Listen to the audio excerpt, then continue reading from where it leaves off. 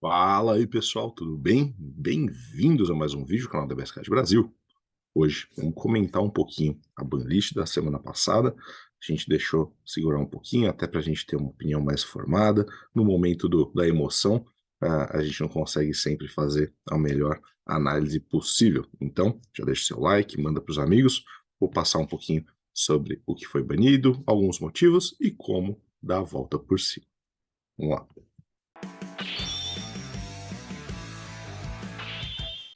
Bom, pessoal, seguinte, vocês já sabem que tivemos 3 líderes banidos, e não só líderes, algumas outras cartas. E aí, eu vou passar por cima dessas cartas primeiro, para falar para vocês o porquê, e como que a gente vai também tentar reverter isso. Dos líderes, eu comento na sequência. Então, a carta que foi banida e muitos não esperavam, para falar a verdade, eu também não, mas é inteiramente justificável, é o Dirty Burst, tá? Para quem não conhece, se você pagar uma energia, ela é um counter-ataque, que só nega o ataque.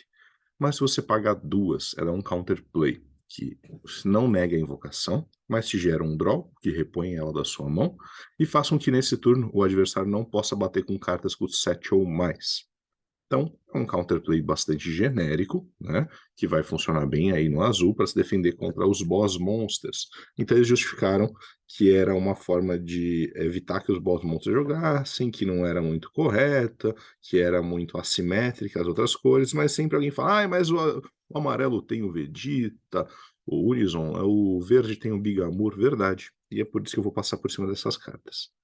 Se você observar o Vegeta Unison of Fury, se você der o -1 dele, o adversário não pode bater com cartas com custo maior que a energia dele. Nossa, é melhor que o Dirty Burst, porque no turno 2, 3, o cara não vai bater com nada de custo 3, 4 e assim por diante.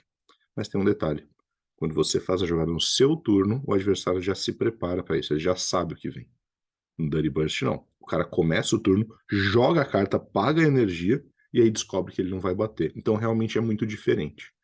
Vamos ver outro exemplo, o Bigamur. É um Activate Main. É a mesma coisa ali do Dirty Burst, né? Mas vai ser no Activate Main, ou seja, o adversário já sabe no seu turno que ele não vai poder bater com os bichos maiores. Então, de certa forma, ele se programa. Mesma coisa com o Vegito, é que ele funciona um pouco diferente, né? Ele aí não deixa que o adversário jogue cartas por efeito. Mas enfim, também você já sabe um turno antes. E a mais genérica de todas, Metkabura, que além de você ter que acertar qual é a carta que o adversário vai jogar, que te deixa um passo atrás, a não ser que você conheça bem o deck e saiba o que vai acontecer, também o adversário já sabe. Então, o Dirty Burst ele tem esse ponto de desequilíbrio por ser uma resposta surpresa, por o cara fazer às vezes a jogada e de repente não ter mais essa oportunidade de concluir o que ele começou, tá bom? Então, faz sentido sim. E outra carta que tomou ban foi o Godita. Isso, mas alguns pensam, mas por que o Godita? O líder dele já foi banido. Mas, pessoal, ele não precisa ter o líder Godita para funcionar. O líder, o que permite para ele é só que quando você bater, você vai bater em cartas em modo ativo e também permite que você acabe aí fazendo com que o seu adversário não tenha tantas respostas. Mas ele pode entrar em qualquer deck vermelho. E mais, lançando a nova Ultimate, ele tornava-se jogável em qualquer deck por 3 energias, o que é muito, muito desequilibrado. Ou pior, se caso você conseguisse fazer ele de outra forma, você conseguiria com esse Shenron dar triple ataque mais 10.000 para ele. Ele já tem triple strike. Então ele bateria no líder 3 vezes com 45.000, triple strike. Ele realmente desbalancearia muito o jogo, tá bom? Falando dos líderes, os 2 líderes vermelhos foram banidos, o Shin Shenron e o Godita, né, o Goku Vegeta. O Goku Vegeta, ele jogava sem essa carta. A gente sabe disso. Ele conseguia agressivar e conseguia se manter no jogo e ter muitas cartas na mão, independente desse boss, tá? Então, realmente era um arquétipo que estava a tempo demais no meta. Eu entendo a justificativa deles. Não estou falando nem que eu sou a favor nem contra, mas eu entendo a justificativa. E o Shin Shenron, ele também estava bastante tempo no meta, também tinha um potencial ofensivo muito grande, mesmo tirando a carta de crítico, a gente deu jeito de continuar jogando com ele também. Mas, mais uma vez, essa carta faria com que aquele deck pudesse jogar um Shin Shenron de graça da mão, né, o Omega Shenron de graça da mão, pelo Z-Leader, essa carta daria para ele triplo ataque mais 10.000. Então ele poderia ser aí uma carta de 35, que ele mesmo, se tirar poder, já ganha 5. 45, triplo ataque, triple strike, né? Tudo isso por 3 energias. Então é uma forma aí de a gente conseguir que as novas mecânicas fluam. E o Gama, de certa forma, ele foi banido porque você conseguia no seu turno fazer múltiplas jogadas e no turno do adversário você voltava 3 energias para o modo ativo.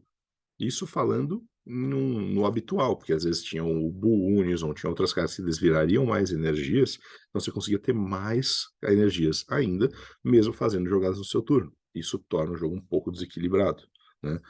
E por que não baniu só o Android 15 que dá o counter-ataque, que é o Floodgate? Porque ele também joga em outro deck, né? Então a gente tá punindo um outro deck que nunca fez meta e mantendo esse líder, que independente do que você use, desvirar 3 energias sempre vai ser forte, tá? O Goku Super Saiyajin 3, ele não tá tanto no meta porque ele se pune para gerar energia, né? Para conseguir chegar e na sexta energia rápido, ele vai perdendo vida e carta da mão. Então isso dá um equilíbrio, tá bom?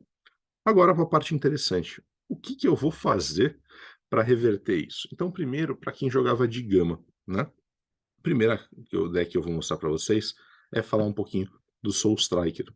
Se vocês observarem, o Soul Striker ele também está usando aí mais de uma cor. Esse foi um top 3 da Oceania, tá? Então eu vou abrindo as cartas aqui uma a uma, não vou me estender muito nelas, mas vocês percebem que é um deck que vai usar algumas cartas que estavam lá naquele deck. Claro, o Dirty Bush agora vai sair, mas usa Android 21, que é a mesma que o Gama estava usando. A Ultimate Android 21 também é a mesma que o Gama estava usando.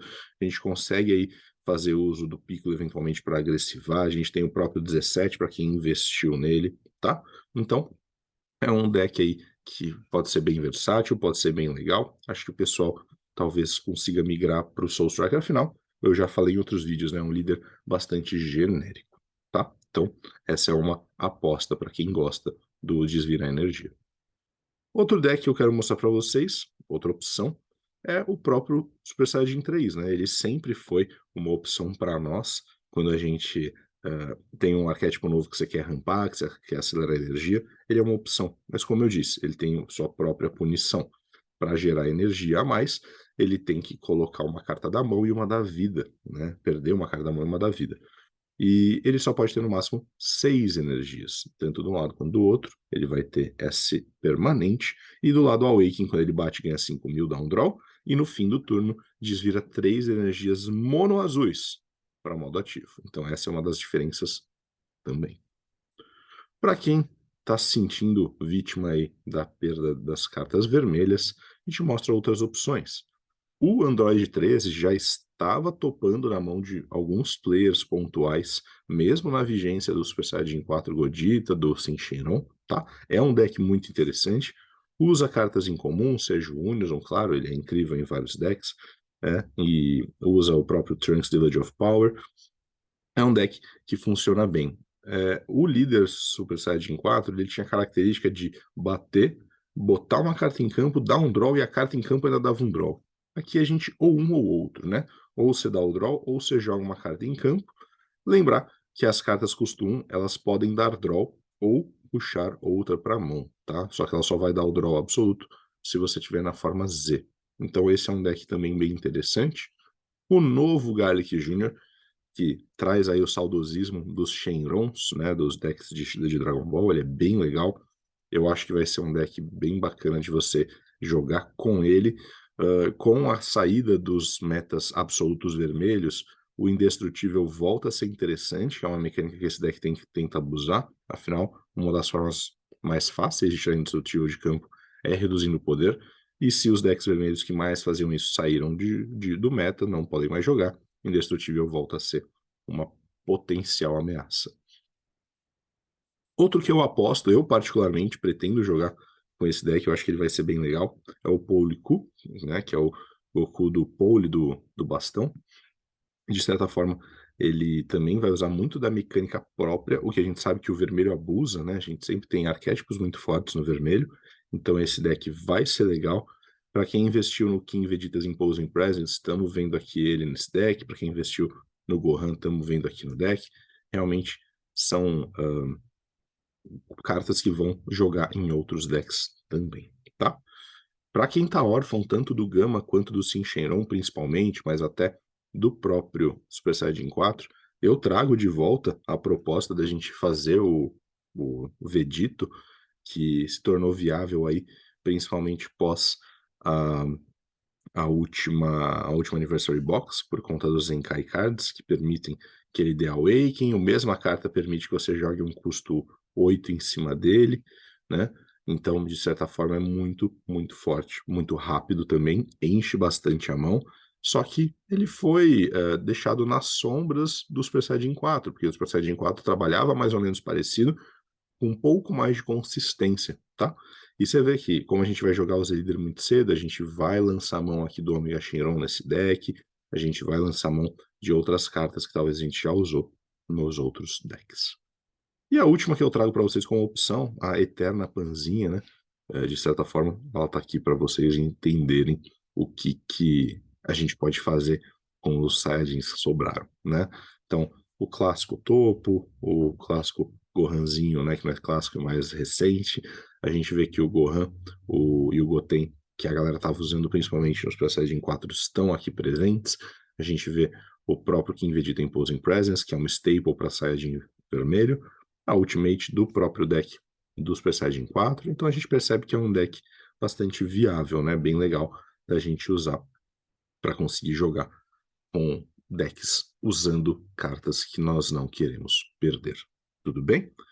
Então, espero que vocês tenham gostado. Análise um pouquinho mais light sobre a ban, mas também já trazendo opções, trazendo uma forma nova de ver como reagir a ela, beleza?